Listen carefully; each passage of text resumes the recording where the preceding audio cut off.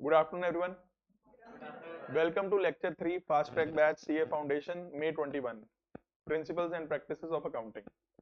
Last lecture में आपने मेरे पास एसेट्स का कंसेप्ट शुरू किया था, उसमें फिक्स्ड एसेट्स के बारे में सारा पढ़ लिया था, going concern, matching principle, historical cost, realisation, इस तरह के कई प्रिंसिपल मैंने आपको और बताए थे कल। और लास्ट में कल मैंने कंजर्वेटिज्म के बारे में बताया था, जो आपको ये बोलता था कि क्लोजिंग स्टॉक को रिकॉर्ड करना है। क्या ये बोलता था कंजर्वेटिज्म? नो, वो बोलता था क्लोजिंग स्टॉक को रिकॉर्ड करना है एट कॉस्ट प्राइस और NRV which ever is lower. Stock को रिकॉर्ड करना है, ये कौन बोलता था? मैचिंग। क्योंकि मैचिंग बोलता था जो सामान अभी बिका नहीं उसे आप खर्चे में मत डालो, उसे एसेट में दिखाओ। कब दिखाना खर्चे में? जब बिकेगा, जब बिकेगा। तो अब हम पढ़ने जा रहे हैं concept of fictitious assets. Fictitious assets वो एसेट्स हैं जो एक्चुअल में एसेट्स है ही नहीं रियल सेंस में, पर फिर भी हम उनको एसेट में दिखा देते हैं क्योंकि उनसे हमें बेनिफिट्स इंड्योरिंग नेचर के होने हैं। इंड्योरिंग मतलब कंटिन्यूइंग, लॉन्ग टर्म, तो lasting for a long period. यहां पे भी कौन सा प्रिंसिपल लगता है? मैचिंग। कैसे? जैसे कल मैंने आपको ऐसी टाइमलाइन बना के दिखाई थी, या मैंने एसी लिखा था ना, तो एसी को मैंने 3 साल में एलोकेट किया था, अगर आपको याद हो। अब एसी की जगह अगर मैं यहां पे एक्सपेंडिचर कर दूं एडवर्टीजमेंट और उस पर 30,000 लगा दूं, तो एडवर्टीजमेंट भी ना ऐसी चीज है, ये नहीं कि आज आपने यूट्यूब की एड चलाई और आज ही आपको बच्चा आ गया। समय लगता है, समझ रहे हो मेरी बात? It gives long term benefits. आज आपकी एड चली, लोगों को पता लगा, धीरे धीरे उसका बेनिफिट आपको मिलना शुरू होता है। तो ये जो एडवर्टीजमेंट पे आज आपने खर्चा करा 30,000 या 3 लाख या 30 लाख या 30 crore, depending upon the budget, बड़ी बड़ी कंपनीज तो करोड़ों रुपए लगा देती हैं एडवर्टीजमेंट पे, क्योंकि इससे बेनिफिट हमें लॉन्ग टर्म होता है। तो हम इसे एक बार में राइट ऑफ ना करके इसे हम स्प्लिट कर लेते हैं। अगर मैं सोच रहा हूँ 3 साल बेनिफिट होगा, तो 30 का मैं स्प्लिट कैसे करूंगा? 10। लेकिन अब ध्यान रखिए, इसे डेप्रिसिएशन नहीं बोलते, पर क्योंकि डेप्रिसिएशन फिक्स्ड एसेट के केस में होती है, पर कंसेप्ट वैसा ही है। और एक चीज और बताता हूं, यहां पे मैंने एडवर्टीजमेंट लिखा है, कल के एग्जांपल में एसी था। बताओ यहां ईयर एंड पे भी एसी है, एसी एक एक्चुअल एसेट है, जबकि यहां ईयर एंड पे आपको नजर आएगा advertisement. This is not an actual asset. इसीलिए इस एडवर्टीजमेंट को जिसे आप एसेट में दिखाते हो, ये रियल एसेट नहीं है। इसे कौन सा एसेट बोलते हैं? फिक्टिशियस। ध्यान रखिएगा, फिक्टिशियस एसेट्स का जो कंसेप्ट है, AS 26 बना हुआ है हमारे यहाँ पे, AS 26 इनटेंजिबल एसेट्स पे बना हुआ है। वो वैसे इस चीज के ज्यादा फेवर में नहीं है कि आप बैलेंस शीट में फिक्टिशियस एसेट दिखाओ। वो क्या बोलता है? एड पे खर्चा हुआ, आप उसे एक ही बार में कहां डाल के खत्म करो? P&L में डाल के खत्म करो। कहां मत लेके जाओ? Balance sheet.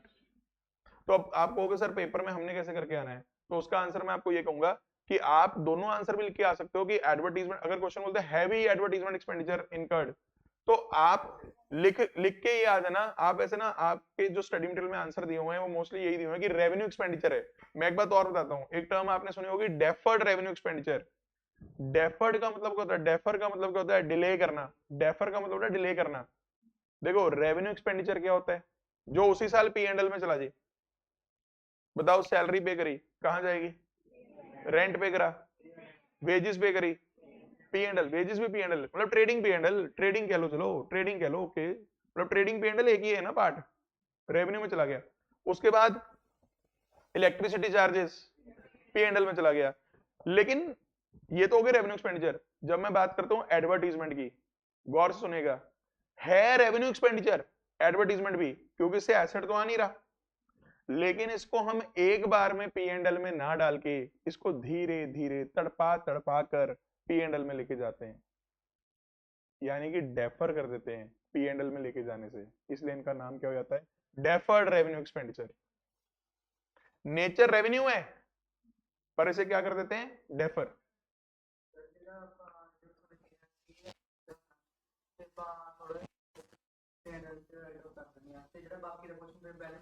बिल्कुल, जितना पोर्शन P&L में चला गया वो तो P&L में चला गया एडवर्टीजमेंट का, बाकी जो रह गया वो बैलेंस शीट में नजर आता है, उसी को तो मैं बोल रहा हूँ फिक्टिशियस है। बैलेंस शीट में फिक्टिशियस एसेट ही तो कह रहा हूँ। लेकिन मैं फिर से एक चीज क्लियर कर रहा हूं कि AS 26 जो है वो फिक्टिशियस एसेट के कंसेप्ट के फेवर में नहीं है, वो डेफर्ड रेवेन्यू एक्सपेंडिचर के फेवर में नहीं है। वो क्या बोलता है? या तो एक्सपेंडिचर कैपिटल होगा या एक्सपेंडिचर रेवेन्यू होगा। Revenue expenditure P and L में डाल दो, ट्रेडिंग पी एंड एल जिसे आप बोलते हो, और कैपिटल एक्सपेंडिचर बैलेंस शीट में ले जाओ। भी ये कौन सा बीच विचाले वाला एक्सपेंडिचर है कि रेवेन्यू है पर मैं डेफर करके चलूंगा, ये आपका AS 26 अलाउ नहीं करता नॉर्मली। इसमें भी एक आधी एक्सेप्शन है, जैसे आपने एक वर्ड सुना होगा discount on issue of debentures, वो होता रेवेन्यू है लेकिन आप उसे धीरे धीरे राइट ऑफ करते हो, discount on issue of debentures को, ये चीजें अलाउ कर देता है AS। उसका रीजन है डिबेंचर जब आप इशू करते हो तो उससे आपको पैसा बताओ शॉर्ट टर्म के लिए मिलता है लॉन्ग टर्म के लिए मिलता है, लॉन्ग टर्म 4 साल 5 साल 6 साल, तो जो डिस्काउंट आपने दिया वो 1 साल के P&L में चार्ज होना चाहिए कई सालों के, वो अलाउ कर देता है आपका AS। लेकिन अगर आप इस तरह के खर्चे करते हो एडवर्टीजमेंट रिसर्च, अब मान लो मैं कहता हूं मैं रिसर्च कर रहा हूं तो वो कहते कर ही जाओ, अब मैं बोलता हूं रिसर्च करके इससे मेरे को लॉन्ग टर्म बेनिफिट होगा, एक्ट बोलता मतलब एक्ट कह रहा हूं, AS कहता है हाँ होगा लॉन्ग टर्म बेनिफिट मानता हूं, लेकिन ये खर्चे को आप डेफर मत करो, आप उसे एक बार में डाल के खत्म करो P&L में। तो ये चीज है, क्या आपको मेरी बात समझ में आ रही है? एग्जाम्पल हुआ है रेड पेन से देखो, treated as deferred revenue expenditure, वो रेवेन्यू एक्सपेंडिचर जिससे कोई एसेट तो नहीं आता, बस लॉन्ग टर्म बेनिफिट्स की वजह से धीरे धीरे P&L में हम इसे चार्ज करते हैं। और आगे मैंने लिखवा रखा है कि AS 26 का जो पैरा नंबर 56 है, AS में ना पैरा होते हैं, एक्ट में जैसे सेक्शन होते हैं AS में क्या होते हैं पैरा, तो पैरा 56 बोलता है AS 26 का, AS 26 का नाम क्या है इनटेंजिबल एसेट्स, जो एक्सपेंडिचर रेवेन्यू नेचर का है उसे हमें डेफर नहीं करना चाहिए। इन अदर वर्ड्स जो भी एक्सपेंडिचर है एडवर्टीजमेंट, इनॉग्रेशन खर्चे, रिसर्च खर्चे, अब इनॉग्रेशन खर्चे में क्या बोलते हैं लोग, आज इनॉग्रेट कर रहा हूं, कई लोगों को खाना खिला रहा हूं, फंक्शन रख रहा हूं, लेकिन इससे मुझे लॉन्ग टर्म में फायदा होगा, क्यों? क्योंकि बहुत लोगों को मेरी दुकान के बारे में या मेरे ऑफिस के बारे में पता लगेगा, कल को यही मेरे ग्राहक बन के आएंगे, तो आज का जो ये मेरा एक्सपेंडिचर है कल को मेरा बेनिफिट देगा लंबे समय तक, तो इसे भी मैं क्या करूंगा डेफर। AS कहता चुप, नहीं अलाउड, कहता क्या गारंटी है लोग आज खाना खा के जाएंगे कल को तुम्हारे पास ही आके खाना फिर से खाएंगे, तुम्हारे पास ही आके सामान खरीदेंगे, कोई गारंटी नहीं है, लोग खाना खाएंगे डिकार भी नहीं मारेंगे निकल जाएंगे, तुम्हारा कंट्रोल थोड़ा ना कोई, एसेट तो तब बनाओगे ना अगर कंट्रोल हो। कल मैंने बताया था economic resources controlled by the business entity, क्या गारंटी है कि इनॉग्रेशन पे जो लोग आके खाना खा के जा रहे हैं वो कल को आपके ग्राहक बनेंगे? कोई कोई कंट्रोल नहीं है आपका। क्या कंट्रोल, अगर आप एडवर्टीजमेंट लगाते हो तो ग्राहक आपके पास ज्यादा आएगा, क्या पता ऐड देख के जिन्होंने आना था वो भी ना आए, आपकी ऐड पसंद ना आए, कुछ भी हो सकता है, there is no control. Practically समझिए ना, स्टाफ ट्रेनिंग, बंदा कहता है आज मैं स्टाफ ट्रेन कर रहा हूं, इस पर लाखों रुपए लगा रहा हूं, क्या गारंटी है स्टाफ कल को आपके पास रहे लॉन्ग टर्म के लिए, कल को छोड़ के जा सकता है, भगवान का भी बुलावा आ सकता है, इंसान है, यस और नो। तो ये सारी चीजें कहता है आप इन पे जितने भी कॉस्ट लग रही है उसे एक ही बार में खत्म करो P&L में, डेफर मत करो। देखो पढ़ के समझ में आ रहा है?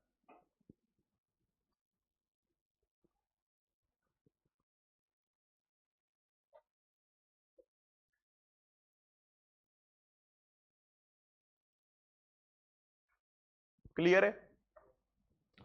बिल्कुल क्लियर है। इसकी एक्सेप्शन मैंने आपको बता दी, discount on issue of debentures, या कोई लॉन्ग टर्म अगर आप फाइनेंस करवाते हो और उस पर आपकी कोई कॉस्ट इनकर होती है तो वहां हमारा AS क्या बोलता है, मानता हूं इससे कोई एसेट नहीं आ रहा, लेकिन फिर भी क्योंकि ये लॉन्ग टर्म नेचर का आपने पैसा उठाया है तो इससे लॉन्ग टर्म आप पैसा यूज करोगे, तो इसकी कॉस्ट भी आप एक बार में चार्ज करोगे, लॉन्ग टर्म में चार्ज करोगे, लॉन्ग टर्म, ये अलाउड है, ये अलाउड है, यस और नो। यहां आके हमारा पूरे का पूरा जो वर्ड था एसेट वो कंप्लीट होता है।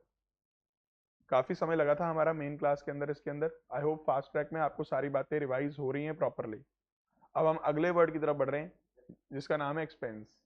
कल ना मैंने कुछ वर्ड्स लिखे थे, asset, expense, liability, revenue, capital, वही 5 वर्ड हम पढ़ रहे हैं, और मैंने कहा था यही अकाउंट्स का सारा A to Z है।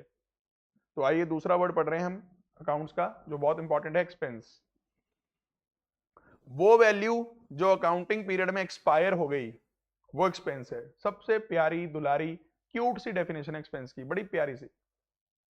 बच्चे एक्सपेंस को डिफाइन ही नहीं कर पाते जबकि डेफिनेशन इतनी सिंपल है, जो मर गया, जो एक्सपायर हो गया वो एक्सपेंस है, जो भी एक्सपायर नहीं हुआ वो एसेट है। मैं ना +1 के बच्चों को ना हमेशा क्वेश्चन पूछता हूँ, जब बच्चे नए नए आते हैं ना मेरे पास, purchase of goods 10,000, sale of goods, ये कॉपी में भी आपको मैंने करवा रखा है, बुक के अंदर है आपके, सेल ऑफ गुड्स 12,000, सैलरी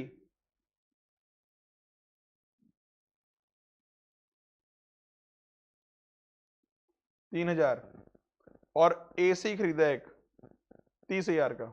ये क्वेश्चन है। क्लोजिंग स्टॉक कुछ भी नहीं है, जितना सामान था सारा बिक गया।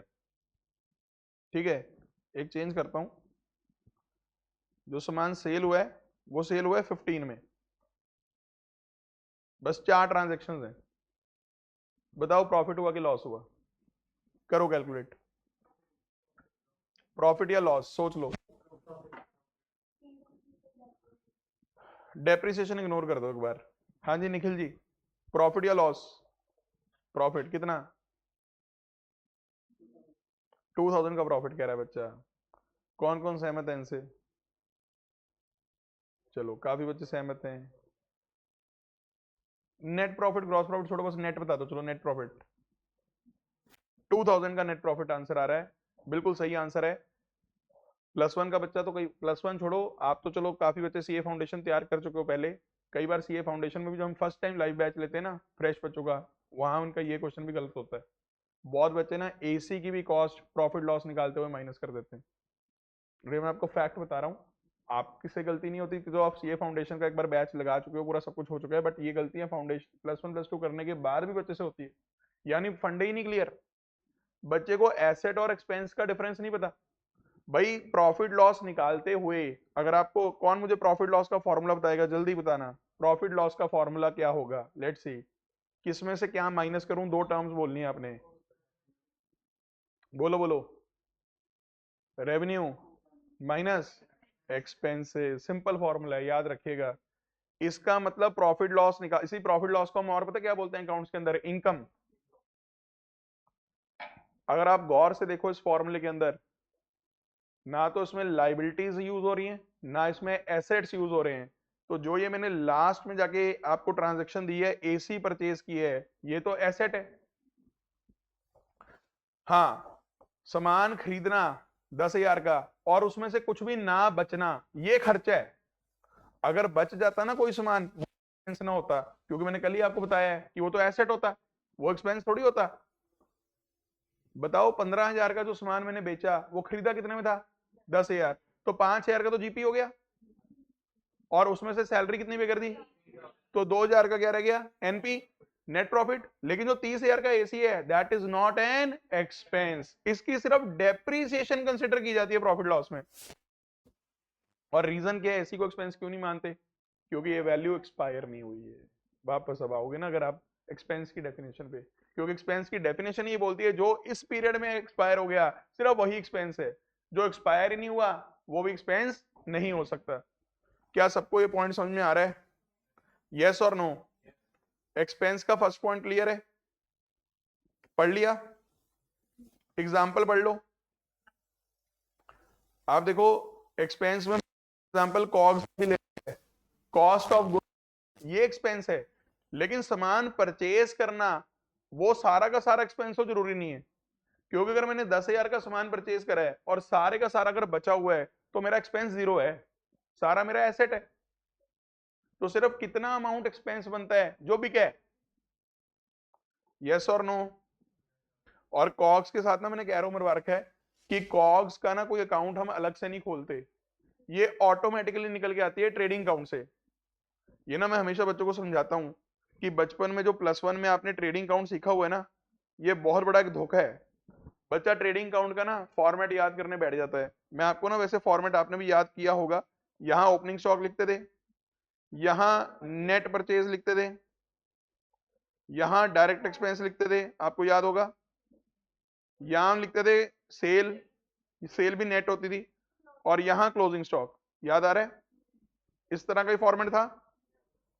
अब जरा ध्यान से देखो, मुझे नहीं पता आज तक आपने इस बात पे फोकस किया है कभी कि नहीं किया, लेकिन आज मैं फोकस करवाता हूं आपको। जितना मैं रेड एरिया कर रहा हूं सिर्फ उतना देखो। Opening stock plus purchase minus purchase return, क्योंकि नेट परचेज है ना, plus direct expense minus closing stock. अरे भाई ये तो कॉग्स का फॉर्मूला है, ये तो कॉग्स का फॉर्मूला है। और एक बात सोचो, ट्रेडिंग में कॉग्स आ रही है जितना मैंने मार्क किया है, और बाकी फिगर तो सेल है। सेल को कॉग से मैच करवा रहा है बस ट्रेडिंग, और ये तो बचपन से सीखा हुआ है, SP minus CP is equal to P, चौथी क्लास में सीखा था, +1 में भी वही सिखाई जा रहे, फाउंडेशन में भी वही सिखाई जा रहे हैं कि एसपी माइनस सीपी पता है आपको प्रॉफिट होता है। हमने कहा अच्छा, पर हम फॉर्मेट बेस्ड करी जाते हैं, हम कॉन्सेप्ट बेस्ड नहीं ना कर रहे। हम फॉर्मेट बेस्ड जब तक चलेंगे हमारे कंसेप्ट नहीं क्लियर होंगे।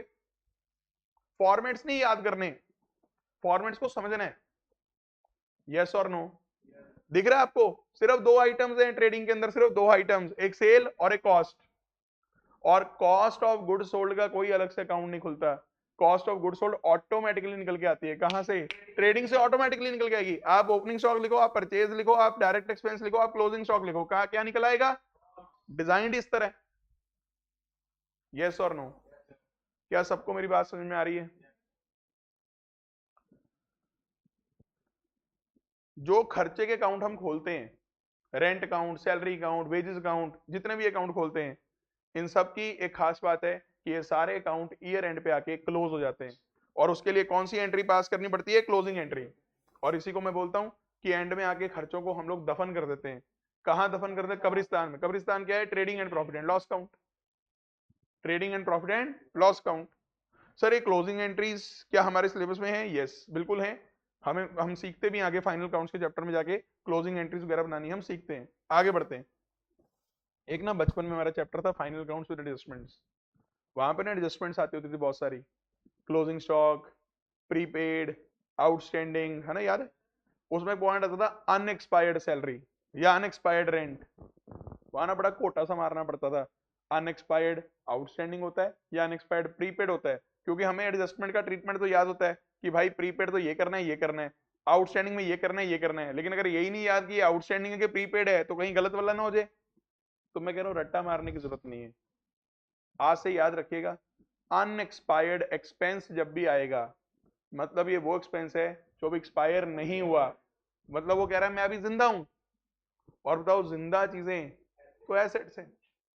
तो अनएक्सपायर्ड एक्सपेंस के नाम से अगर कुछ आता है तो दे आर प्रीपेड। पढ़ के देख लो, पॉइंट समझ में आ रहा है?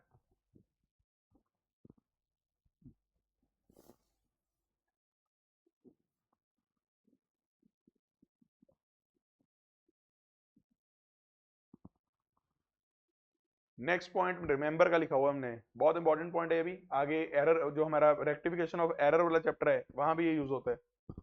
अगर आप कभी एसेट को एक्सपेंस मान लो या कभी एक्सपेंस को एसेट मान लो तो उसे हम लोग क्या बोलते हैं? Error of principle. उसे हम बोलते हैं एरर ऑफ प्रिंसिपल। अब एसेट देखो, वैसे तो एसेट में करंट एसेट भी आते हैं, लिक्विड एसेट भी आते हैं, पर नॉर्मली यहाँ पे जो एसेट की बात मैंने यहाँ की हुई है ना, मैंने कैपिटल एक्सपेंडिचर्स की यहाँ पे बात की हुई है। कैपिटल एक्सपेंडिचर में बताओ कौन से एसेट आते हैं? करंट एसेट आते हैं या नॉन करंट आते हैं? नॉन करंट, जैसे machine, building, AC, furniture, goodwill, patent, copyright, सारे ये कैपिटल एक्सपेंडिचर है। और कैपिटल एक्सपेंडिचर की खास बात क्या होगी? बैलेंस शीट की आइटम है। और अगर आपने कैपिटल एक्सपेंडिचर को एक्सपेंस मान लिया, यानी उसे रेवेन्यू एक्सपेंडिचर मान लिया, यानी उसे पी एंड एल में ले गए या ट्रेडिंग में ले गए, इसका मतलब आप बैलेंस शीट की आइटम को कहां ले गए? पी एंड एल में। या पी एंड एल की आइटम को अगर आप बैलेंस शीट में ले गए तो मैं बोलता हूं मुबारक हो, क्या हुआ है? एरर ऑफ प्रिंसिपल हुआ है। याद आ रही है बात कि एरर ऑफ प्रिंसिपल हुआ है? Do you remember this? Example याद कराता हूं फटाफट। मैंने एक मशीन खरीदी, उस पे इंस्टॉलेशन कॉस्ट लगी, मशीन पे इंस्टॉलेशन कॉस्ट लगी, तो मैंने क्या किया? Machine account debit 50,000, installation charges account debit 5,000, to cash 55,000, यानी 55,000। अब बताइए, मशीन जो ये इंस्टॉलेशन चार्जेस अकाउंट आपने अलग से खोल लिया, ये तो अलग से एक्सपेंस में चला जाएगा, जबकि जाना किसमें था? मशीन में, एसेट में। बताओ कौन से एक्सपेंडिचर को क्या मान लिया? सोच के बोलना। कैपिटल एक्सपेंडिचर को रेवेन्यू एक्सपेंडिचर, पीएनएल में लेके उसे आप क्या करते हो? एरर ऑफ प्रिंसिपल हुए। एक और बताता हूं, अच्छा दूसरा एग्जांपल भी देखते हैं, जहां रेवेन्यू को कैपिटल मान लो आप। लेट्स सी, रेवेन्यू एक्सपेंडिचर को कैपिटल एक्सपेंडिचर मानने का एग्जांपल दो भाई। सर प्रीपेड नहीं आएगा यहाँ पे, प्रीपेड तो कैपिटल एक्सपेंडिचर होता ही नहीं, प्रीपेड तो आपका करंट एसेट है, तभी तो मैंने आपसे पूछा था ये। प्रीपेड वाला एग्जांपल फिट नहीं होगा यहाँ। कैपिटल एक्सपेंडिचर सोचो कोई, वो तो रिसीट है, सेल ऑफ फर्नीचर, तो सेल एक्सपेंडिचर थोड़ी है, ऐसा सेल कौन सी है जो एक्सपेंडिचर होगी। हाँ, रिपेयर का एग्जांपल सुनना चाहूंगा मैं। हाँ जी, हाँ क्या क्या, किसकी रिपेयर? मशीन की रिपेयर। हाँ तो अब पूरा तो करो ना, कल मशीन की रिपेयर से तो बात नहीं बनेगी, एग्जांपल तो पूरा बोलो। मशीन की रिपेयर हुई तो क्या कर लिया आपने? उसे क्या कर लिया? तो कहाँ डेबिट कर लिया? कोई नहीं बोलेगा, उनको बोलने दो। बिल्कुल सही, एक मशीन की रूटीन रिपेयरिंग करवाई थी, रूटीन रिपेयरिंग, ध्यान रखना। गलती से उस रिपेयरिंग कॉस्ट को, गलती से क्या जानबूझ के या गलती से, जैसे भी, हमने उसे मशीन अकाउंट में डेबिट कर लिया, बताओ ये थी पी एंड एल में, गई कहाँ? बैलेंस शीट में। जब जब पी एंड एल की आइटम बैलेंस शीट में जाएगी या बैलेंस शीट की आइटम पी एंड एल में जाएगी, मैं कहूंगा मुबारक हो, एरर ऑफ प्रिंसिपल।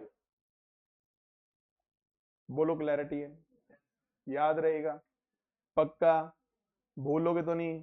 रिवाइज करोगे? यस सर, बोलना, रिवाइज जरूर करना प्लीज। अकाउंट्स में ओवर कॉन्फिडेंस मारता है बच्चे का, मैं बार बार कह रहा हूं। थियोरी भी स्ट्रॉन्ग करो, प्रैक्टिस तो करनी ही करनी है। मैं सीधा न्यूमेरिकल्स पे कभी नहीं आता, मुझे हमेशा होता कि पहले मैं थियोरी बेस बेटर करूं बच्चे का, उसके बाद न्यूमेरिकल्स पे आऊं। समझ रहे हो मेरी बात? तो थियोरी को भी जाके रिवाइज करना है और न्यूमेरिकल्स की तो प्रैक्टिस करनी ही करनी है। आगे बढ़ते हैं लाइफ में। अगला वर्ड है जी लाइबिलिटीज। लाइबिलिटी एक ऑब्लिगेशन है, ये भी बताओ फ्यूचर में जाके राइज होगी या मतलब अराइज फ्यूचर में होगी भी, पे जो करनी है, पर ये अराइज हुई किसकी वजह से है? पास्ट इवेंट, कुछ ना कुछ हो चुका है। जिस इसको बताओ सेटल करने के लिए क्या हमें रिसोर्सेज का आउटफ्लो करना पड़ेगा? यस।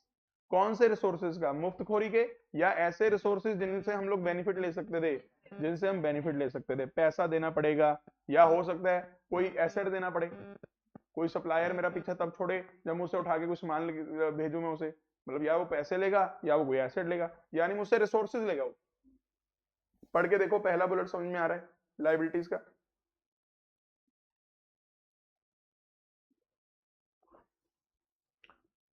इसमें एक वर्ड आ रहा है इम्बोर्डिंग। इम्बोर्डिंग का मतलब होता है जो उसके भीतर हो, यानी ऐसे रिसोर्सेज जिसके भीतर इकोनॉमिक बेनिफिट छुपे हुए हैं। तो ऑब्लिगेशन को सेटल करवाने के लिए आपको रिसोर्सेज का आउटफ्लो करना पड़ेगा, इम्बोर्डिंग इकोनॉमिक बेनिफिट्स। क्लैरिटी है? अगला बुलेट, लाइबिलिटी की एक डेफिनेशन और चलती है, अमाउंट पेबल और owed by the business entity to the outsiders and to the owners. हालांकि ओनर्स को जो हमने पे करना होता है उसे हम लोग कैपिटल बोल देते हैं, कैपिटल रिजर्व्स, ये कैपिटल अलग रिजर्व्स अलग, कैपिटल रिजर्व्स ये सारे मालिकों का पैसा है।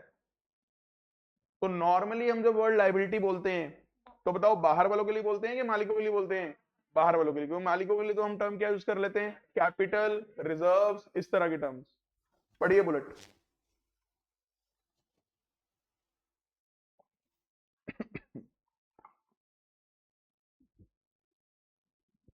इसके बाद एक बुलेट आता है जी जिसमें हमने एक प्रिंसिपल का जिक्र किया हुआ है, बिजनेस एंटिटी प्रिंसिपल। नाम तो सुना होगा। स्टार्टिंग में बताया था ये अकाउंट्स के कि बेटा आपने अकाउंटिंग ये मान के करनी है कि बिजनेस अलग है और ओनर अलग है। और बताओ हम जो सारी अकाउंटिंग करते हैं वो ओनर के पॉइंट ऑफ व्यू से करते हैं या बिजनेस के पॉइंट ऑफ व्यू से? बिजनेस एंटिटी के पॉइंट ऑफ व्यू से। इसे बिजनेस एंटिटी प्रिंसिपल भी बोलते हैं, सेपरेट एंटिटी प्रिंसिपल भी बोलते हैं। Owners are considered distinct from the business. Accounting सारी किसके पॉइंट ऑफ व्यू से होती है? एक बात सोचो, ये लाइबिलिटी टर्म में क्या कर रहा है बिजनेस एंटिटी प्रिंसिपल? सोचो आगे बिना पढ़े बताना। बिल्कुल इस प्रिंसिपल की वजह से हम लोग आज तक कैपिटल अकाउंट अलग खोलते आए हैं एज अ लाइबिलिटी, उसे बैलेंस शीट दिखाते आए हैं। इसकी एप्लीकेशन है सीए फाउंडेशन में, जरूरी नहीं कि सिर्फ आपको प्रिंसिपल पे नोट लिखना आएगा, उसकी एप्लीकेशन भी आ सकती है। एप्लीकेशन समझ में आ रही है? आज तक जो आप कैपिटल अकाउंट अलग खोलते आए हो, ड्रॉइंग्स अकाउंट अलग खोलते आए हो, interest on capital, interest on drawings, ये सारे जो अकाउंट आप अलग अलग खोलते आए हो, किसकी बदौलत? Business entity principle. देखो, क्योंकि बिजनेस एंटिटी शुरू से कह रहा है भाई इनको अलग अलग मान के चलो, ये नहीं कि घर की बात है कि बिजनेस भी बिजनेसमैन का और बिजनेसमैन का ही बिजनेस, तो ये तो एक ही है, नहीं एक है, इनको अलग अलग मानो। इनको सारी अकाउंटिंग ऐसे करो जैसे दोनों सेपरेट है। पढ़ के देखो, बुलेट समझ में आ रहा है?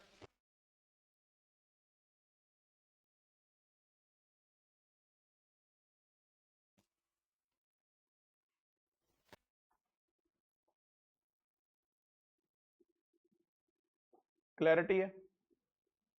लाइफ में आगे बढ़ेंगे। लाइबिलिटी के अंदर अगला बुलेट मैंने लिखवा रखा है, जो अमाउंट्स आपने कलेक्ट कर ली किसी और के बिहाफ पे,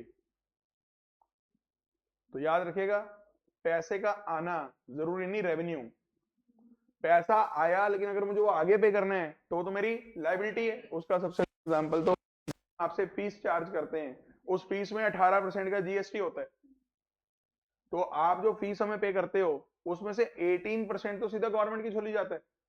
तो बताओ, अगर हमारी फीस 30,000 है मान लो, तो 30,000 हमारा रेवेन्यू नहीं होता, उसमें से लगभग लगभग आपका जितना भी अमाउंट निकलेगा 5-6 हजार रुपए का जो जीएसटी निकलता है बीच में से, वो तो हमारी लाइबिलिटी है, वो हमने पकड़ तो लिया लेकिन वो हमें आगे कहां जमा करवाना है? Paid to the government. तो याद रखिएगा, जरूरी नहीं है कि पैसे का आना रेवेन्यू, अगर ऐसा होता फिर तो मैं बैंक से जाके लोन ले लेता और बैंक को बोलता लोन दे दे 60 लाख का, और घर आके बोलता प्रॉफिट हो गया 60 लाख का। भाई लोन लेना इज अ लाइबिलिटी, तो you need to distinguish between liability and revenue, you need to distinguish between asset and expense. जिसको ये डिस्टिंग्विशमेंट क्लियर है ना कि भाई एक्सपेंस अलग है, भाई लाइबिलिटी अलग है, रेवेन्यू अलग है, उसके बहुत फंडे क्लियर हो जाते हैं अकाउंट्स में। जिसको ये गेम समझ में आने लगी ना कि एसेट अलग है एक्सपेंस अलग है, क्यों इतना डिफरेंस हो जाता है कि एक्सपेंस तो जाने पीएनएल में, एसेट जाने बैलेंस शीट में, आपकी सारे फंडे क्लियर हो जाते हैं। और अगर मैं बात करूं लाइबिलिटी और रेवेन्यू की, उसमें भी यही है, लाइबिलिटी बैलेंस शीट में जबकि रेवेन्यू जाने ट्रेडिंग पीएनएल में। कहां से फंडे क्लियर उसके हर के लिए, बेसिक है ये। Are you understanding? देखो इसका एग्जाम्पल रखे यही वाला, में रिवर्स कैलकुलेशन होती थी, मैंने आपको बताया था, क्योंकि जो 30,000 रुपीज हम लेते हैं सीए फाउंडेशन में, अगर हम ये ले रहे हैं तो ये इंक्लूडिंग जीएसटी है, इसमें 18% ऑलरेडी शामिल है, तो 30,000 का 18% नहीं निकाल सकते आप ये मान के चलते हो कि जो 30,000 है वो 118% है। 30,000 एक तरह 118% है। किसका 118% है? पता नहीं, एक्स का। एक्स पता क्या है यहाँ पे? Fees without GST. Without GST अगर 100 है तो विद जीएसटी 118 है, अगर 18% जीएसटी का रेट है, तो जो ये फिगर है ये तो विद जीएसटी है। तो बताओ विदाउट जीएसटी की फिगर कैसे आएगी? 30,000 डिवाइडेड बाय 118%। अगर आप इसे कैलकुलेटर पे 118 से डिवाइड करके परसेंट का बटन दबाओगे तो सीधा आपके पास ये फिगर आएगी, कौन सी? गलत आंसर। अगर आप 4576 कह रहे हो ना तो आप समझे नहीं हो, 118% से अगर आप डिवाइड करते हो तो सीधा फीस की फिगर आएगी, 4576 माइनस करके फिगर आएगी। हाँ वो देखो ना, अगर आप 118% से डिवाइड करके 18% से मल्टीप्लाई कर देते हो फिर आपकी जीएसटी की फिगर आएगी।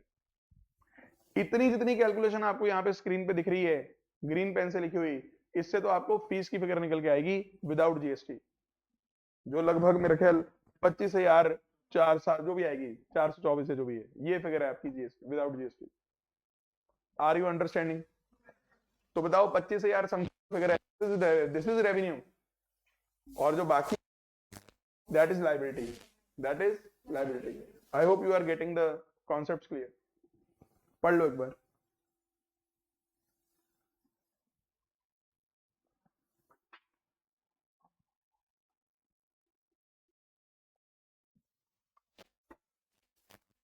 ठीक है जी, आगे बढ़ते हैं। अगला वर्ड है जी रेवेन्यू। कौन से वर्ड से शुरू किया था हमने? एसेट, फिर एक्सपेंस, फिर लाइबिलिटी, अब कहां आगे? रेवेन्यू। अब रेवेन्यू में देखिए, रेवेन्यू में पहली बात तो याद रखिएगा, दिस इज ग्रॉस अमाउंट। यानी इसमें सभी खर्चे लेस नहीं हुए। ग्रॉस का मतलब क्या है, अभी खर्चे लेस नहीं, टोटल है। बताओ रेवेन्यू होता है जो मिल गया, या जो मिलना है वो भी रेवेन्यू हो सकता है, जो मिलना है वो भी रेवेन्यू हो सकता है। रिसीव्ड और रिसीवेबल कहां से होता है रेवेन्यू, या तो गुड सेल करके या सर्विस रेंडर करके। अगर आप गुड्स के व्यापारी हो तो गुड सेल करके आपका रेवेन्यू हो गया, अगर आप सर्विसेज देते हो तो सर्विस रेंडर करके आपका रेवेन्यू हो गया। इतना क्लियर है। बहुत बार बच्चे ये बोलते हैं सर जो चीज हमें गुड्स बेच के या सर्विस रेंडर करके हमें पैसा मिलता है वो रेवेन्यू होता है। मैं कहता हूँ और कुछ, बच्चा कहता नहीं, तो ये गलत है। रेवेन्यू में और भी चीजें आ सकती हैं apart from your ordinary business. अब देखो आपसे हम फीस लेते हैं, अगर मान लो फीस, वो फीस तो रेवेन्यू है, उस फीस के पैसे को अगर हम बैंक में एफडी करा दें और उस एफडी से ब्याज आ जाए, दैट ब्याज इज ऑल्सो रेवेन्यू। जो फीस हम आपसे लेते हैं उसका अगर हम लोग मान लो किसी कंपनी के शेयर ले लें, वो शेयर पे डिविडेंड मिल जाए हमें, that dividend is also revenue. मान लो आपसे फीस ले लेके हमने एक बिल्डिंग ले ली और बिल्डिंग अब यूज नहीं कर रहे हैं, हमने उस बिल्डिंग को रेंट पे चढ़ा दिया, सुन तो लो, बिल्डिंग को रेंट पे चढ़ा दिया, उससे रेंट आना शुरू हो गया, that rent is also revenue. क्या आपको मेरी कोई बात समझ में आती है, एक भी बात समझ में आती है? यस और नो? सबको क्लैरिटी है? इसे पता क्या बोलता है रेवेन्यू का definition? use from other entities resources by others, yield from use of entities resources by others। Sir क्या है, मेरे रिसोर्सेज अगर किसी और ने यूज किए और उसके बदले मुझे पैसे दे दिए, दैट इज माय रेवेन्यू। अब देखो ना, मैंने अभी पैसा एफडी में लगाया था, तो पैसा मेरा था लेकिन यूज कौन कर रहा है? बैंक। मेरे को वो क्या दे रहा है? मेरे लिए रेवेन्यू। बिल्डिंग किसकी थी? मेरी, लेकिन मैंने किस पे चढ़ा दी? रेंट पे। यूज कोई और कर रहा है, बदले में मुझे मेरा क्या है? बस खत्म डेफिनेशन। पढ़ो।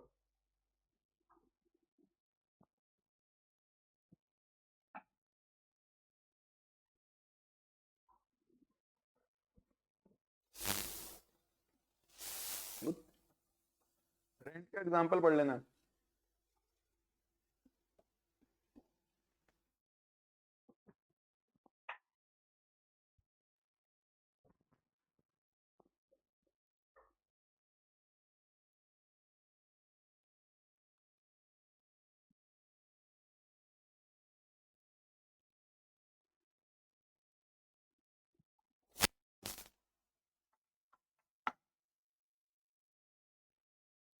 आई बात समझ?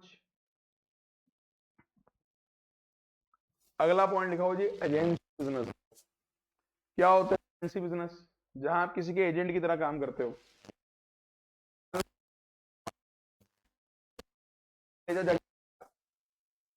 बेच, जितना सामान बेच देगा उस पर तुझे कमीशन दूंगा।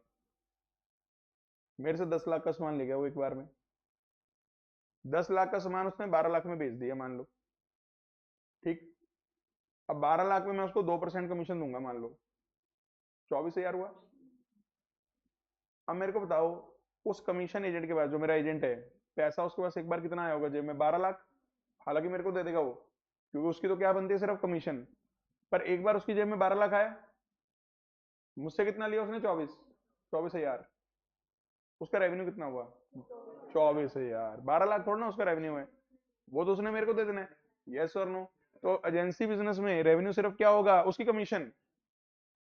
जो पैसा बेच के पैसा मिल रहा है वो उसका रेवेन्यू थोड़ी ना है, क्योंकि तो मेरी सेल है, उसकी सेल थोड़ी ना है। खत्म पॉइंट, पढ़ लो। उसके लिए लाइबिलिटी है, मेरे को देगा वो। कई बार तो ऐसा होता है कि 12 लाख उसको हम लेने नहीं देते, हम कहते हैं अकाउंट हमारे में आता रहेगा तो हमसे कमीशन लेता रहियो। वो आपकी अरेंजमेंट है एजेंट के साथ। कई बार अरेंजमेंट ये हो सकती है कि पैसा वो पकड़ के हमें दे दे, और कई बार अरेंजमेंट ये हो सकती है कि सीधा मेरे अकाउंट में पैसा आए, मैं उसे कमीशन दे दूं। बट दोनों केस में रेवेन्यू उसका सिर्फ क्या होएगा? उसकी कमीशन। यस और नो?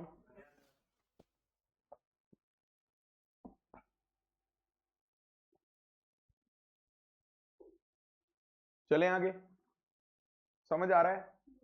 फास्ट ट्रैक है पर ज्यादा फास्ट तो नहीं लग रहा, इतनी स्पीड में तो चलना ही पड़ेगा। यस और नो? इनकम, अगला वर्ड। इनकम किसे बोलते हैं हम? जो रेवेन्यू एक्सेस है एक्सपेंसेस से। यही फॉर्मूला आ गया ना, रेवेन्यू माइनस एक्सपेंसेस। ये देखो आर माइनस ई, बस थोड़ा फैंसी बना रखा है। रेवेन्यू के ऊपर लिख रहा है पीरियोडिक रेवेन्यू, यानी एक साल का रेवेन्यू, और उसके अगेंस्ट मैच खर्चे। क्योंकि मैचिंग करनी होती है ना। जब तक पीरियड के हिसाब से मैचिंग नहीं करोगे तब तक आपका प्रॉफिट लॉस सही नहीं आएगा। यस और नो, बोलो क्लियर है। इनकम निकालते हुए या प्रॉफिट लॉस निकालते हुए इसको कंसिडर नहीं किया जाता एसेट्स एंड लायबिलिटीज, क्योंकि सिर्फ रेवेन्यू और एक्सपेंस कंसिडर होते हैं। हाउएवर अगर कोई एसेट की बात करूं, उसका जो एक्सपायर्ड पोर्शन होता है जिसे आप डेप्रिसिएशन बोलते हो, वो आपका एक्सपेंस की तरह ट्रीट होता है और वो आपको प्रॉफिट लॉस में कंसिडर करना पड़ता है।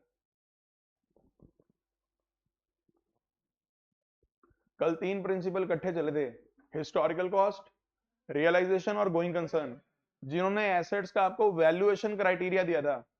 आज 3 प्रिंसिपल और इकट्ठे चलेंगे और ये बात करेंगे इनकम कैलकुलेशन की। यानी अगर आप चाहते हो कि आपकी इनकम की कैलकुलेशन सही से हो और इनकम कैलकुलेट गलत ना हो, तो आपको ये 3 प्रिंसिपल ठीक से लगाने पड़ेंगे, तब जाके आपकी इनकम की कैलकुलेशन सही होगी।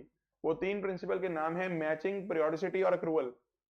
पहले मैं एक्रूअल की बात करता हूं। एक्रूअल प्रिंसिपल क्या बोलता था, जैसे ही ट्रांजेक्शन इनकर हो जाए आप उसे रिकॉर्ड कर दो, इररिस्पेक्टिव ऑफ इट्स सेटलमेंट। आपने सामान बेच दिया उधार पे, बिक गया ना, पैसा नहीं आया, टेंशन नहीं है, आप सामान बेच दिया, आप सेल की एंट्री डाल दो।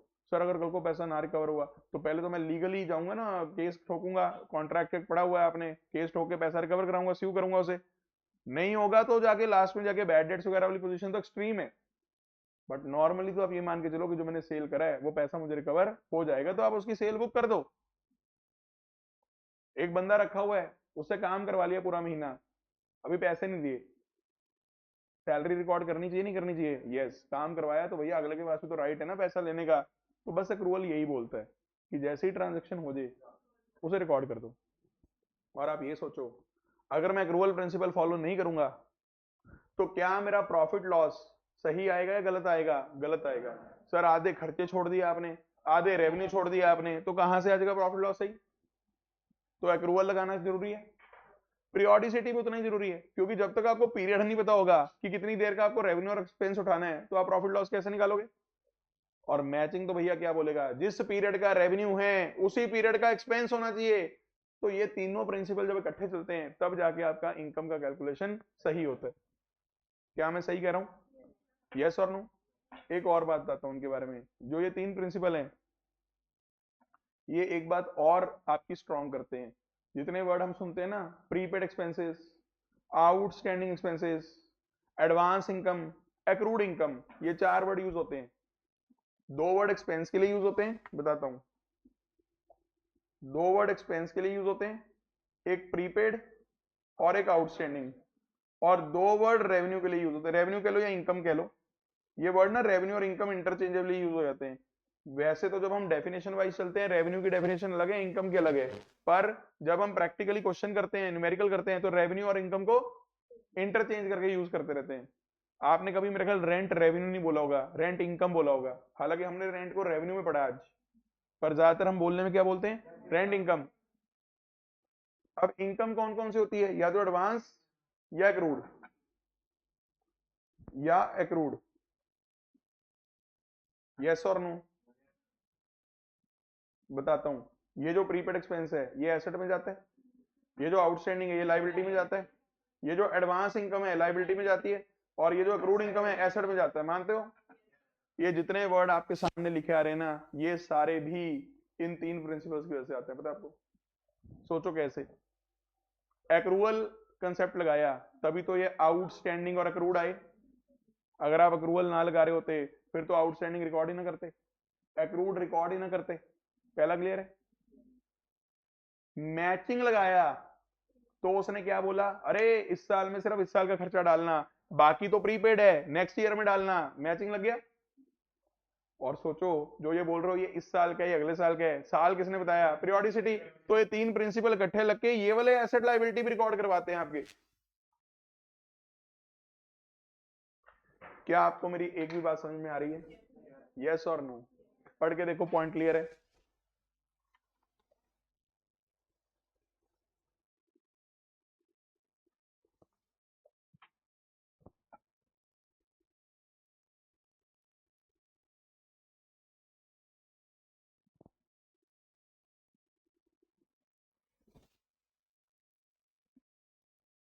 चलेगा? आगे बढ़े। क्या चीज का? अगर मैं एक लाइबिलिटी को रेवेन्यू मान लेता हूं या वाइस वर्सा, अब लाइबिलिटी मतलब कैपिटल रिसीट। वैसे ना आगे जाके मैंने ये चैप्टर अलग से भी कवर किया हुआ है, capital expenditure, revenue expenditure, capital receipt, revenue receipt, पर थोड़ा सा बेस यही बन जाता है बच्चे का। कैपिटल रिसीट्स कौन सी होती हैं? जो लाइबिलिटी साइड दिखती हैं। वैसे इसमें एक चीज और भी आती है, शायद आपको ध्यान ना हो। एक तो कैपिटल रिसीट वो होती है जो लाइबिलिटीज में जाती है, और एक कैपिटल रिसीट वो भी होती है जिससे फिक्स एसेट कम होता है। जैसे मशीन बिका, मशीन जो बिका उसमें जो पैसा आया वो रेवेन्यू रिसीट नहीं है, वो कैपिटल रिसीट है। हालांकि उसमें लाइबिलिटी कोई नहीं बन रही, पर फिर भी वो कैपिटल रिसीट है। चलो उसकी चर्चा मैं आगे भी कर दूंगा। अब मैंने क्या बैलेंस शीट की आइटम है कि रेवेन्यू रिसीट तो ट्रेडिंग P&L में जाती है, जैसे सेल ऑफ गुड्स ट्रेडिंग में जाती है, ये तो रेवेन्यू रिसीट है। रेंट इनकम रेवेन्यू रिसीट है। डिविडेंड इनकम रेवेन्यू रिसीट है। जितनी भी आइटम्स ट्रेडिंग P&L की हैं वो रेवेन्यू रिसीट है। तो फिर से वही गलती कर रहे हो, बैलेंस शीट P&L में लेके या P&L की आइटम को बैलेंस शीट में लेके, क्या हो गया? बैलेंस शीट की आइटम यहाँ क्या होगी? Capital receipt. और P&L की आइटम क्या होगी? अब देखते हैं, एक एक एग्जांपल चाहिए मुझे। लेट्स सी कौन एग्जांपल बना के देता है। एक कैपिटल रिसीट का एग्जांपल दे दो जहां रेवेन्यू रिसीट मान लिया उसे, और एक रेवेन्यू रिसीट का एग्जांपल दे दो जहां कैपिटल रिसीट मान लिया उसे। लेट्स सी कौन आंसर देता है। स्पेशल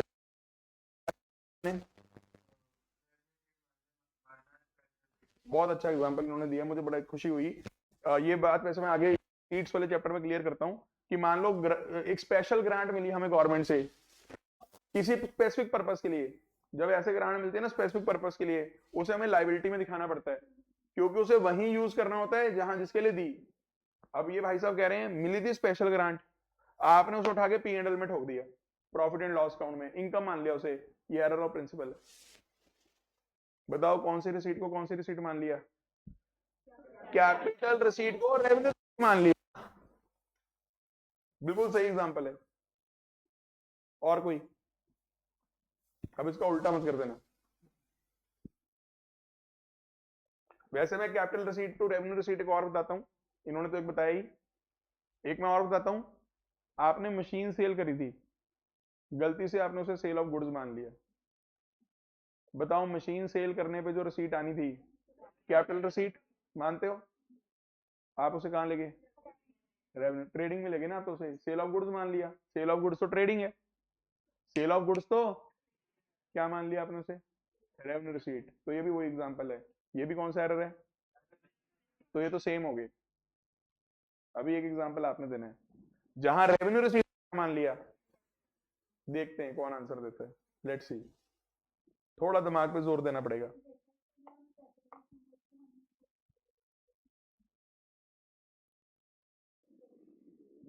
कैसे हो सकता है, कोई एग्जांपल के साथ बताओगे? डेटर से रिसीव जब हम करते हैं क्या एंट्री होती है?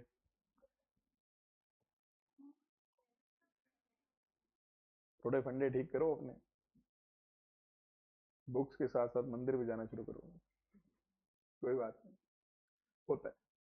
थोड़ा हम जर्नल पे आगे आते हैं। जर्नल में ये कैश पे करने पे एंट्री क्या होगी, कैश रिसीव करने पे एंट्री होगी कैश टू डेटर्स। आपको मैं एग्जांपल दे ही देता हूँ। आपको याद है बचपन में हम एक पॉइंट करते थे कि इनके ना दिमाग में कुछ पॉइंट धुंधला धुंधला याद है, पूरी तरह इनको याद नहीं एक्चुअल में, तो दो चीजें मिक्स हो गई इनकी शायद।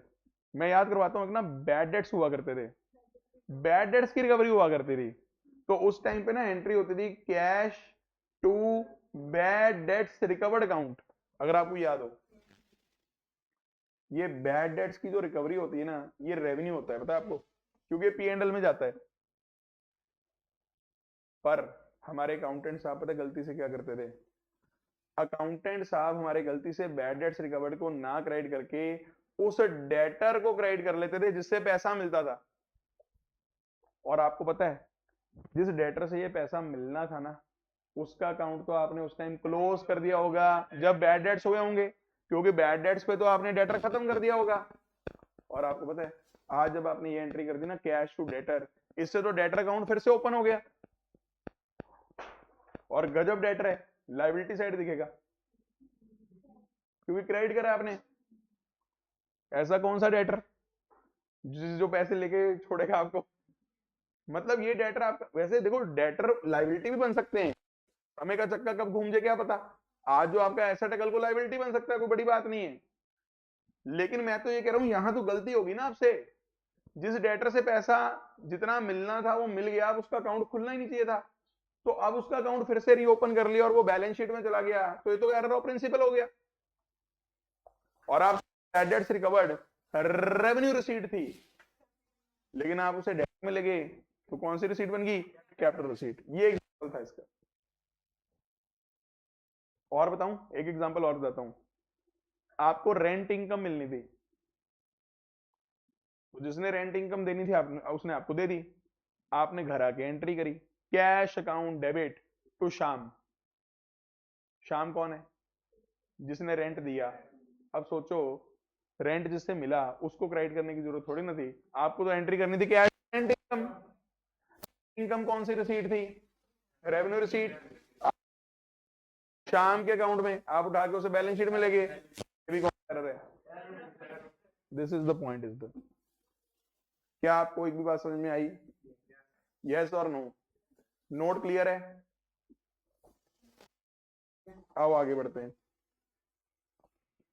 अगला वर्ड है जी कैपिटल। इसके कई नाम और हैं, proprietors fund, owner's fund, owners equity, equity, share holders fund, internal liability, network, फुर्सत में लिखे होंगे वेलो की तरह। ठीक है, सारे नाम समझ में आ रहे होंगे मोस्टली आपको। एक वर्ड बस नेटवर्थ याद रखिएगा। नेटवर्थ भी बेसिकली क्या होता है, एक्चुअल में ना कैपिटल वो पैसा होता है जो पूरा मालिकों का है टोटल, तो कैपिटल तो हम लोग नॉर्मली यूज करते हैं जो वो लेके आता है पैसा, लेकिन नेटवर्थ होता है उसमें रिजर्व वगैरह भी आ जाते हैं। बेसिकली अगर आपने इक्वेशन पे कभी फोकस किया हो तो ए माइनस एल इक्वल टू सी होता है। अब अगर आप सोचो, यहां से ही फंडे क्लियर होते हैं अकाउंट्स के। बिजनेस के जितने भी एसेट्स हैं उसमें से पहले बाहर की देनदारियां माइनस कर दो, जो बचा वो कैपिटल है, जो बचा वो मालिकों का है। अब आप एक बात सोचो, जब मेरे पास 10 करोड़ के एसेट है मान लो, और बाहर की देनदारियां मान लो 7 करोड़ की हैं, तो जो 3 करोड़ बचेगा उसमें सिर्फ वो पैसा थोड़ी होगा जो मालिक लेकर आया होगा, इसमें वो पैसा भी तो होगा जो कमाया होगा, जो जोड़ा होगा, जो रिजर्व्स में होगा। तो कैपिटल पूरे के पूरे बिजनेस की नेट वर्थ है। क्या आपको मेरी बात समझ में आ रही है। और इसी इक्वेशन को ना अगर आपको याद हो, एक तरीके से और भी पढ़ते थे हम, मैं इसको ऐसे भी पढ़ सकता हूं, L plus C equal to A. और ये तो भाई साहब, ये जो इक्वेशन है ना, ये तो पूरी बैलेंस शीट है। सोचो, बैलेंस शीट में भी तो यही करते थे, एल ए और मैच करके खुश हो जाते थे। वो तो बैलेंस शीट छोड़ो, वो इक्वेशन में सिखा दिया था, L plus C equal to A. +1 में बच्चों के साथ बड़ा नजायज होता है, पहले अकाउंटिंग क्वेश्चन सिखा देते हैं, बैलेंस शीट बनानी आगे बच्चे को, फिर बोलते हैं आओ तुम्हें पहले जर्नल सिखाते हैं, फिर लेजर सिखाते हैं, फिर सब्सिडरी बुक्स सिखाते हैं, कैश बुक्स सिखाते हैं, फिर ट्रायल बैलेंस सिखाते हैं, फिर ट्रेडिंग P&L, फिर बैलेंस शीट। और जब तक ये वाली बैलेंस शीट आती है ना, तब तक बच्चा इक्वेशन भूल चुका होता है। फर्स्ट टर्म सेकंड टर्म के रौले में ना, वो तो फर्स्ट टर्म में आ चुकी है, वो तो छोड़ो, जबकि एक्चुअल में वो अकाउंटिंग क्वेश्चन और बैलेंस शीट सेम है। यस और नो, बोलो क्लैरिटी है, पक्का, श्योर। देखो उसका पहला पॉइंट क्या कह रहा है कैपिटल का, रेजिडुअल इंटरेस्ट। रेजिडुअल क्या होता है, बचा कुचा। किसमें इंटरेस्ट बचा कुचा, एसेट्स में। किसके एसेट्स में, बिजनेस के। किसके बाद, लाइबिलिटीज पे करने के बाद जो आपका इंटरेस्ट रह गया एसेट्स के अंदर, वो ही क्या है, कैपिटल। पढ़िए, फर्स्ट पॉइंट समझ में आ रहा है, इक्वेशन समझ में आ रही है।